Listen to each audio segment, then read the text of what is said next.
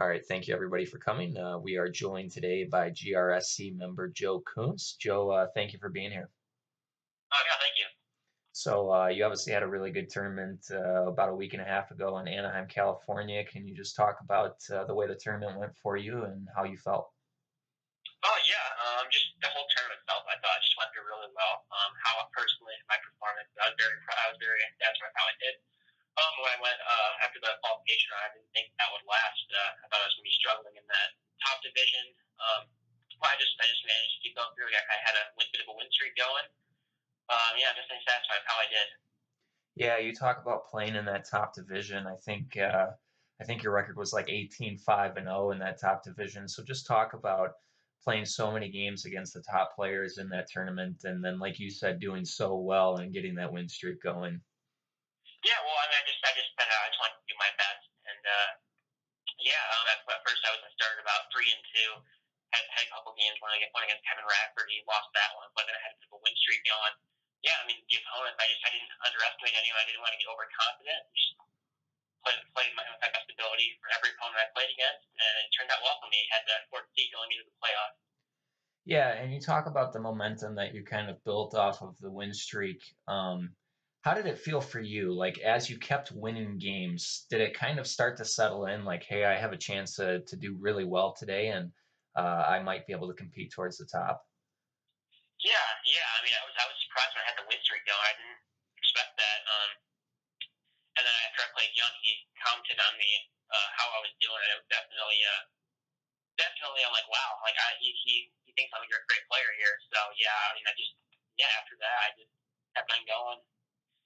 So yeah, talk about some of the advice that you got from Jan Pelkin, and I know he talked to you a couple times, during the day about how well you were doing. So just kind of talk about what that meant for you and what it was like to talk to such a great player, one of the top players in the world.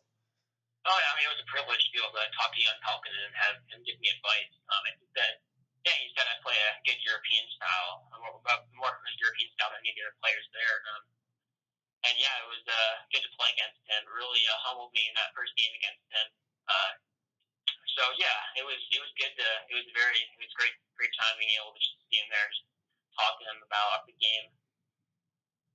Yeah, let's move into the playoffs now. Obviously, you had a little bit of a couple tough series early on, but you seem to do really, really well. You obviously got the sweep in the first and then finished off the second series in 5 games. So you seem to, you carried that momentum from the round right into the playoffs.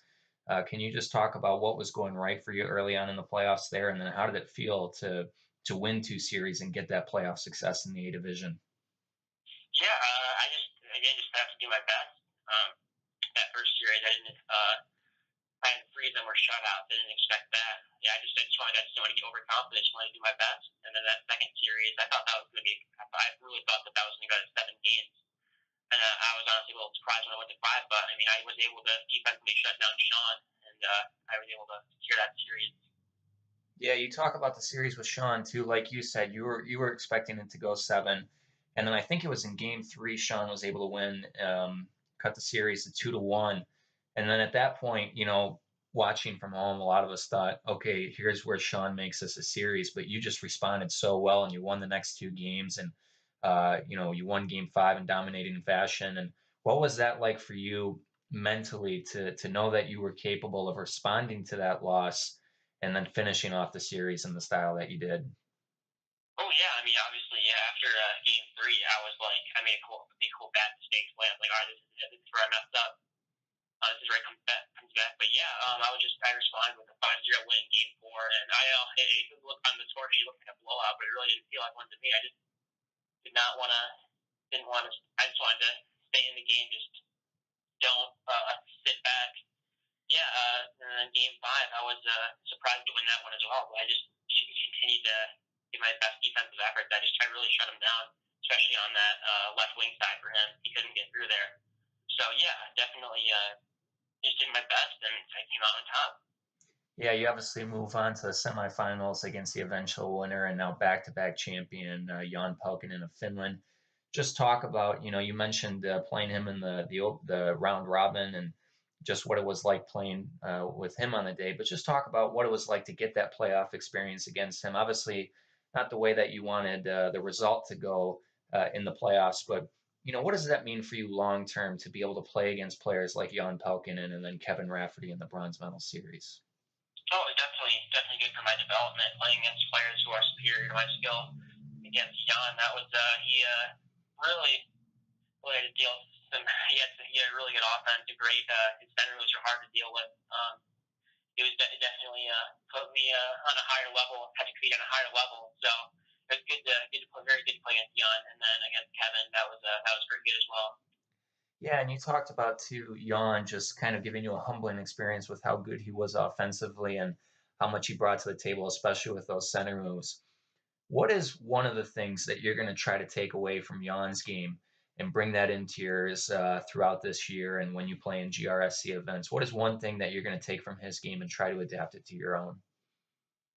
Um, Really, I mean, like against Jan, I tried playing that European style defense with the active D, but he would always be able to get that puck from the right winger through to the center, and then he'd have to get ready for a center move, and then the center move, he was just so fast, so smooth with them.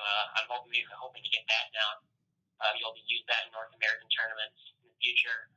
And then defensively, he played pretty good defensively. He didn't play that aggressive, so maybe I'll look into that. But yeah, what he did offensively was definitely impressive, and I'm hoping to replicate some of that.